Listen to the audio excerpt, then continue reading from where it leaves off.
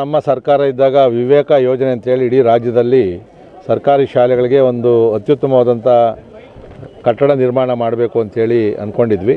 ಅದರ ಪ್ರಯುಕ್ತ ನಾವು ಇಡೀ ನನ್ನ ಕ್ಷೇತ್ರದಲ್ಲಿ ಒಟ್ಟು 43 ಶಾಲಾ ಕೊಠಡಿಗಳನ್ನು ಕಟ್ಟಿಸಿದ್ವಿ. ಇಲ್ಲಿ ಒಟ್ಟು 55 ಲಕ್ಷ ರೂಪಾಯಿ ವೆಚ್ಚದ ಉತ್ತಮವಾದಂಥ ಶಾಲಾ ಕಟ್ಟಡವನ್ನು ಕಟ್ಟಿ ಇವತ್ತು ಲೋಕಾರ್ಪಣೆಯನ್ನು ಕೂಡ ನಾವು ಮಾಡಿದ್ದೀವಿ. ಇದಕ್ಕೆ ಬೇಕಾಗಿರ್ತಕ್ಕಂಥ ಮೂಲಭೂತ ಸೌಕರ್ಯ, ಕಾಂಪೌಂಡು ಮತ್ತು ಟಾಯ್ಲೆಟನ್ನು ಕೇಳಿದರೆ ಅದನ್ನು ಕೂಡ ನಾನು ಒದಗಿಸ್ಕೊಡ್ತಕ್ಕಂಥದ್ದು. ಇದು 2 ಹಂತದಲ್ಲಾಗಿದೆ. ಒಂದು 55 ಲಕ್ಷ ಮತ್ತು ಇನ್ನೊಂದು 22, ಒಟ್ಟು 27 ಲಕ್ಷ. ಈ ಥರ ಒಟ್ಟು ಸುಮಾರು 78 ಲಕ್ಷದಲ್ಲಿ ಆಗಿರ್ತಕ್ಕಂಥದ್ದು ಇದು. ಮತ್ತು ಇಲ್ಲಿ ಸರ್ಕಾರಿ ಜಾಗ ಇತ್ತು. ಇದನ್ನು ಭಾಳಷ್ಟು ಜನ ಒತ್ತುವರಿ ಮಾಡಿಕೊಂಡು ಅದನ್ನು ಕಬಳಿಸುವಂಥ ಒಂದು ಹುನ್ನಾರ ನಡೀತಾ ಇರಬೇಕಾದ ಸಂದರ್ಭದಲ್ಲಿ ನಮ್ಮ ಗ್ರಾಮ ಪಂಚಾಯತಿ ಅಧ್ಯಕ್ಷರುಗಳು ಎಲ್ಲ ನನ್ನ ಸದಸ್ಯರುಗಳು ಹೋರಾಟವನ್ನು ಮಾಡಿ ಜಾಗವನ್ನು ಉಳಿಸ್ಕೊಂಡು ಇಲ್ಲಿ ಗ್ರಾಮ ಪಂಚಾಯತಿ ಕಟ್ಟಡ ಮತ್ತು ಶಾಲಾ ಕಟ್ಟಡವನ್ನು ಕೂಡ ಕೊಟ್ಟಿದ್ದೀವಿ. ಸುಮಾರು 600 ಜನ ಓದ್ತಾ ಇರ್ತಕ್ಕಂಥ ಮಕ್ಕಳು, ದೊಡ್ಡ ಸಂಖ್ಯೆಯಲ್ಲಿ ಮಕ್ಕಳು ಇದ್ದಾರೆ.